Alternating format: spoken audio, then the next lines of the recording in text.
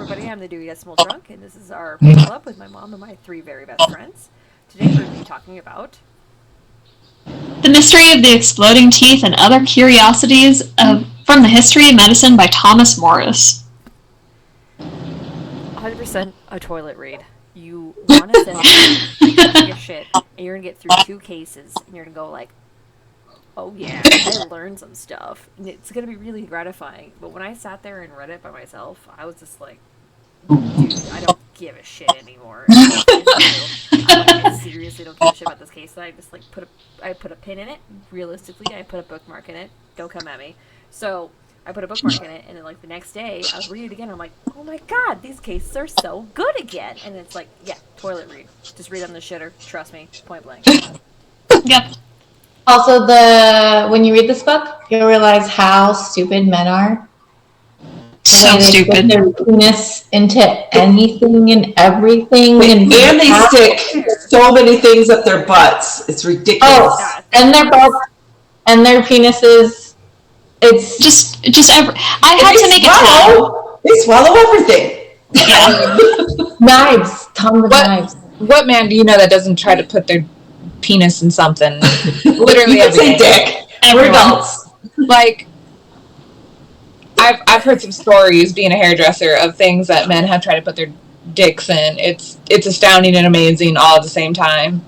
I probably could write a book of all the things that I've heard over the 13 years I've done hair and doing working on men. Right. I mean, my grandmother was a nurse.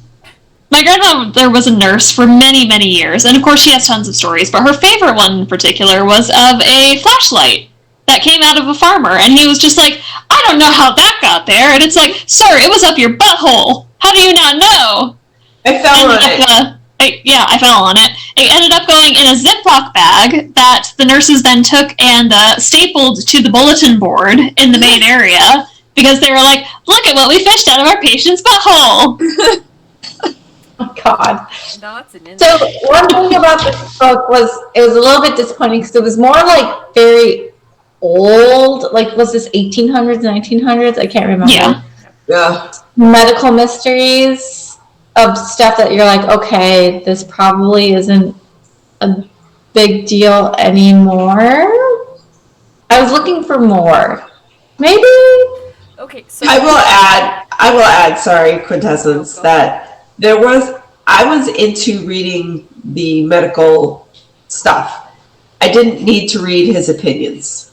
And at first I was like reading through all of it. And then I realized his opinions were longer than the actual medical story. And that's what I was really into. Mm-hmm. I wanted to read just the snippets from the doctors. And he would break off, have an opinion, and then he'd go back. And thank goodness it was in a different font, so I could just skip his opinions. Because after about halfway through, I'm like, your opinions are so boring. I get it. You're going to have an opinion about everything that you're putting in here. Hence, it's your book. That's how it's your book. Got it. But it got old because his opinions were long and drawn out and boring and unnecessary. Thanks. Go ahead. So I distinctly remember 2 case studies that I'm going to probably repeat. So one of them was the penis in the bottle. Because this little boy did not try inserting his penis into a bottle for what we all think, masturbation. That did not happen. The boy was trying to pee in a bottle, but it had some sort of substance underneath it that as soon as urination hit it, it was sucked it. It caused a chemical reaction which reduced the oxygen, which causes suction, and his penis was sucked into the bottle. And he freaked the fuck out. So this didn't want to say that, hey, my penis is stuck in a bottle, parents. Can you please wake up? 'Cause it's like fucking midnight. I live in a cabin 2 miles away from like the next medical person. And so he sat there for 2 hours before he decided to cry uncle because his penis turned purple.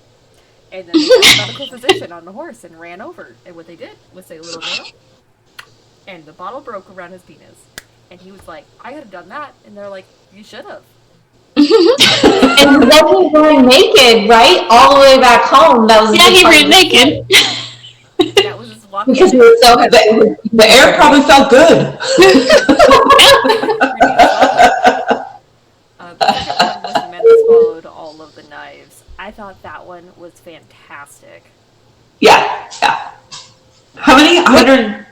Well, when he died, how many knives did they find him? Like 80 something? When he died, they found 35 examples of knives, but he has passed over 60 knives throughout his life. The lesson was, when you're drunk and swallowing knives, keep a better count of how many knives you've swallowed. Because he was not counting correctly when he thought he passed them all. He didn't. No. One note. Oh, go ahead. I guess the only one that I really had a huge problem with one of his excerpts was the woman who would urinate through her holes, basically. And it wasn't just every single one of them. Yeah, it wasn't just like that. He made a really big deal about the woman who peed through her nose.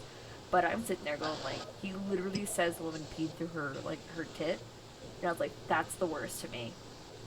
I could pee through my nose all day if you don't let me pee through my tits. Yeah.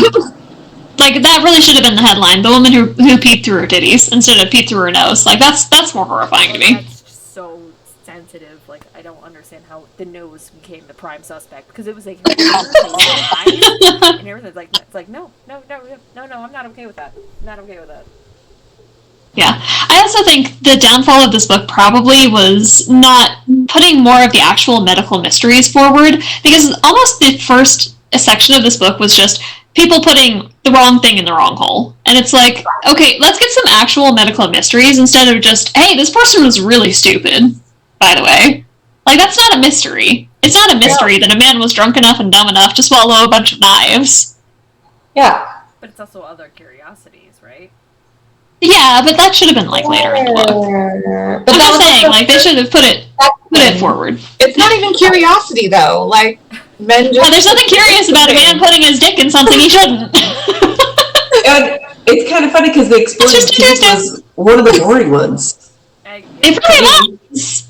The exploding teeth was one of the boring ones, and that's like the first thing on the cover. Yeah, you're right. That was just very boring. It's just like, your teeth exploded, we don't know why. Yeah, like, it was like the water had a different mineral in it, and they would drink something else that had different mineral in it, and it would just cause your teeth to explode. That's what the theory was, anyways. Yeah. Stop licking my feet, thank you. God. My dogs are just in my face, or I guess not in my face, on my feet. Get off my feet. So this book is fun for like short times, like sitting on the toilet, but not a good read through. Or like a coffee table book. Yeah. When you have like crack it open, you're bored. Small stints of time, you could read through like 2 case studies within 5 minutes, and you would really enjoy them better than just trying to like read it as a book. Yeah, just don't read it back to back. Don't speed read it. I definitely give it a 3 though. I didn't read it. So. Alright, well, thank you for joining us for the Mystery of Exploding Teeth and Other Curiosity from History of Modern Days. This is too long. Do we out? Do we out?